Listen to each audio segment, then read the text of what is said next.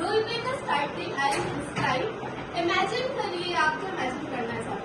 Imagine करिए एक बहुत ही सुंदर सा देश है, वहाँ पे बहुत ही अच्छा राजा है।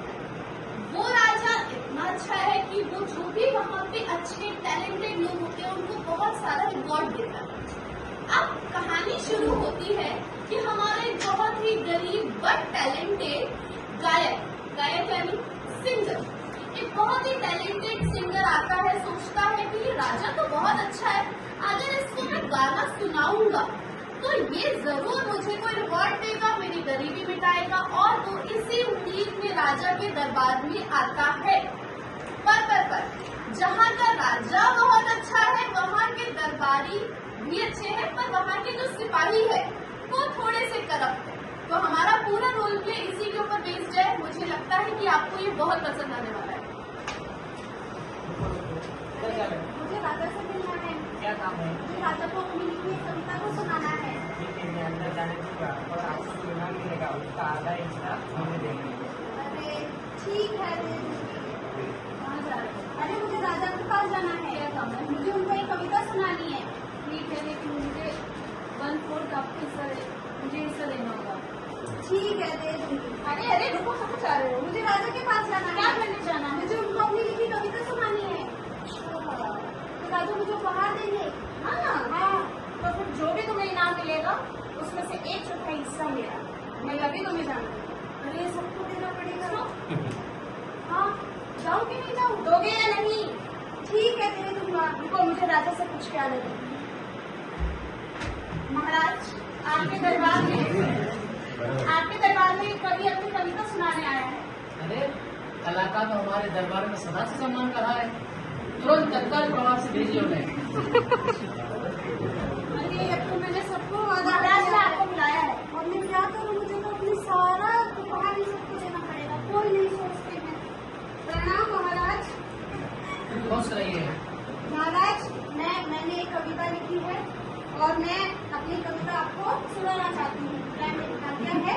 तो भैया, अच्छा हमारे कलाकार तो जहाँ हाँ, वहाँ पर हुई थी तब आपने मुझसे कहा था कि दरबार में आइए और सबको कविता सुनाइए। बहुत खूब गवैये, आप अपना जो भी प्रस्तुत करना चाहते हैं कीजिए। मंत्री महाराज, ये कवि बहुत अच्छे अपने राज्य की सुंदरता के बारे में बहुत अच्छी कविताएं करते हैं। आपका क्या ख्याल है मंत्री महोदय? अच्छा है। शुरुआत। ठीक है महाराज, जैसी आज्ञा। मेरा देश महान है, खुशियों से भरा जहान है, राजा हमारे न्याय प्रिय, जनता का वह सम्मान है। हरे भरे है खेत यहाँ, नदियों का मधुर गान है, ऐसी पावन धरती को मेरा सशक्त नाम है। शाबाश, अद्भुत, अकल्पनीय। मंत्री महोदय, कैसा लगा आपको? बहुत अच्छा लगा। आपको जो मैं बोल रहे वही आप बोल रहे हो? तो शायद नहीं लगा आपको? अच्छा लगा? धन्यवाद महाराज। देखिए, आपकी आवाज में वो जादू है गवैये जो पत्थर को ही पिघला दे। ये जो मैंने अपने जीवन में बहुत सारे गवैये देखे, लेकिन आपकी कान में वो जादू है जिसने मेरे हृदय को छू लिया है। इसलिए मैं आपकी कला से अत्यंत प्रसन्न हुआ हूँ। और जैसा कि मैंने पहले बताया, हमारे राज्य में कला और संस्कृति का सदा से सम्मान रहा है। इसलिए हालांकि आपने जो गाना गाया है उसको मैं उसकी तारीफ में शब्दों में नहीं कर सकता, ना ही उसका कोई उचित इनाम दे सकता हूँ, लेकिन फिर भी मैं चाहता हूँ, आप क्या इनाम मुझसे चाहते हो वो मैं आपको देना चाहता हूँ। बताइएगा भैया क्या चाहिए? ठीक है महाराज, मैंने बहुत सोच समझ के ये निर्णय लिया है कि आप मेरी कला का जो मुझे उपहार देना चाहते हैं उसके रूप में मुझे 100 कौड़ियाँ चाहिए। 100 कौड़े? जी महाराज, मुझे 100 अभी कौड़ियाँ मैं चाहिए। लेकिन इसमें मुझे कुछ गलत बात दिखाई दे रही है। आप इनसे पूछे कि 100 कौड़ी क्यों मांग रही है? महाराज, मुझे 100 कौड़ियाँ इसलिए चाहिए क्योंकि आप बहुत ही महान है, न्यायप्रिय हैं।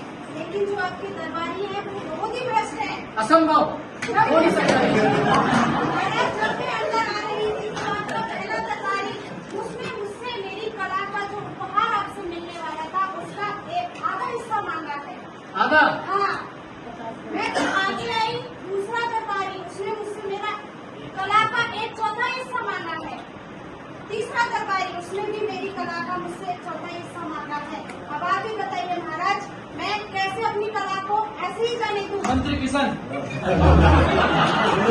बढ़िया, बड़े बढ़िया। ये जो राज्य में चल रहा है इसकी भनक हम तक क्यों नहीं पहुंची अभी तक? हम अभी बुलाते हैं महाराज ने। तत्काल प्रभाव से बुलाइए उन तीनों को। सभी सिपाहियों आपके दरबार में आइए। मंत्री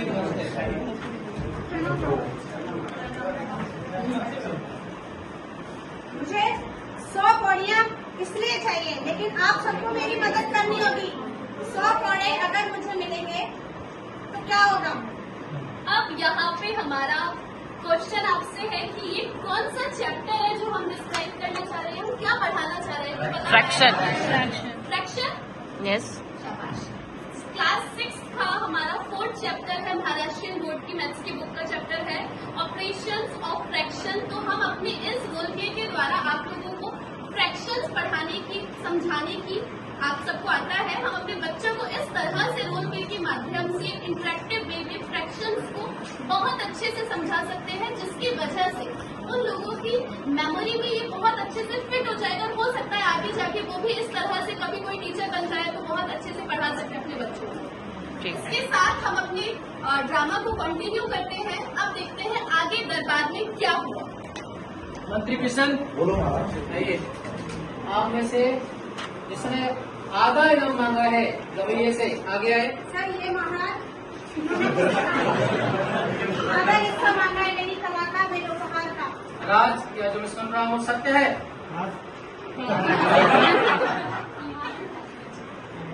आपकी इतनी जरूरत कि मेरे पास जो आ रहा है उससे आप रिश्वत मांग रहे हो?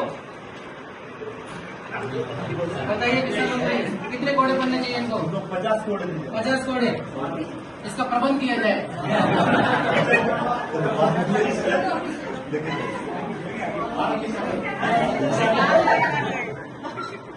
महाराज, ये दूसरा दरबारी जिसने मुझसे मेरे उपहार का 1/4 हिस्सा मांगा था।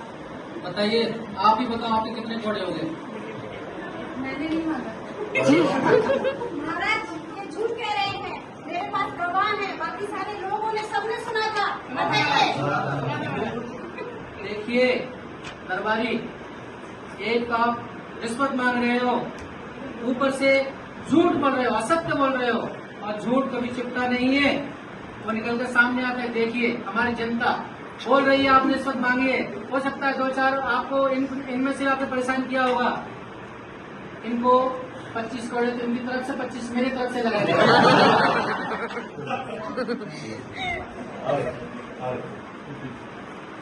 महाराज, तीसरा दरबारी इसने भी मेरी उपहार का मुझसे 1/4 हिस्सा मांगा था। क्षमा कर दीजिए महाराज। ना ना ना, महाराज, शांत हो जाइए दरबारी।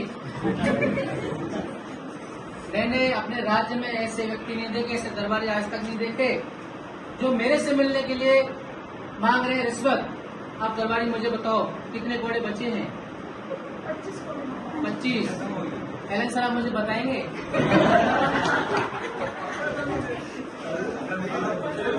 केवल 25 कोड़े क्यों बचे? नहीं, इनके लिए ये तो मेरी तरफ से थे, वो महाराज की तरफ से थे। ज्यादा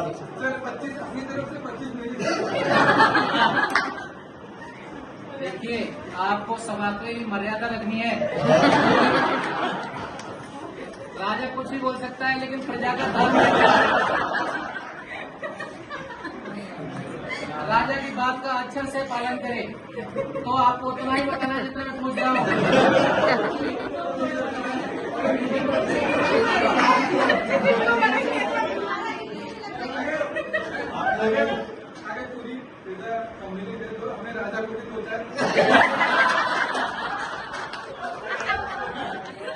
ये पर्सनल हो रहा है। बताइए 25 कैसे? मुझे जरा बताएंगे आप? 50 पहले उन्होंने खा लिए। आपके जो दरबारी राज उन्होंने पहले खा लिए। तेरा दूसरा दरवाजा बोल सका नहीं। हाँ, सेकंड दरबारी जो थे उन्होंने 55 खा लिए। तो बचे अगर उसको सब्ट्रैक्शन की तरह से देखा जाए तब भी उन्होंने 75 बचे, 100 में से माइनस किया तो 25 हो गया। अगर उसको फ्रैक्शन की देखा जाए 100 का 1/4 कितना हो गया 25, तो बचे हुए 4 मिलेंगे। बहुत खूब, अद्भुत। सर, मेरी तरफ से इनको 26 कोड़े मारे। बहुत अच्छा बताया आपने। अच्छा, नहीं पसंद। अब हमारे किशन सर आएंगे। Thank you so much. I hope आपको हमारा ये रोल भी अच्छा लगा हो। अब किशन सर आएंगे और समझाएंगे फ्रैक्शन का एक्चुअल कॉन्सेप्ट। मराठीतून मी सांगतो थोडक्यात. सगळ्यांना माहिती आहे त्याचं ऍडव्हान्टेज काही जाणवलं असेल तर सांगा आणि लिमिटेशन काय असू शकते एक लाईनमध्ये सांगा. आता बघा, आपल्याला या गोष्टी दिस पर्टिक्युलर ऍक्टिव्हिटी जर ऑलरेडी से फ्रैक्शन बताया तो उसमें एडवांटेज होगा, एक एडवांटेज मुझे कुछ लिमिटेशंस है जर आई से कंसिडर बघा, मी पहिल्यांदा फायदे सांगतो. आपल्याला या गोष्टीच्या माध्यमातून ज्या वेळेला विद्यार्थ्यांना एखादी संकल्पना समजावून सांगतो त्यावेळेला ती विद्यार्थ्यांना अतिशय चांगल्या पद्धतीने समजते. तर पहिला फायदा म्हणजे आता मुलांना या माध्यमातून आपण म्हणजे आपण चांगल्या पद्धतीने समजू शकतो. बेरीज वजाबाकीच्या क्रिया त्यांना चांगल्या पद्धतीने आणि विद्यार्थ्यांचं वर्गामध्ये लक्ष कॉन्सन्ट्रेशन आपण ठेवू शकतो त्या पूर्ण छात्रसंघात. आणि त्याचे तोटे जे आहेत ते वेळ खाऊ प्रक्रिया आहे आणि सर्वांना असं समजेल असं लगेच समजेल असं नाही.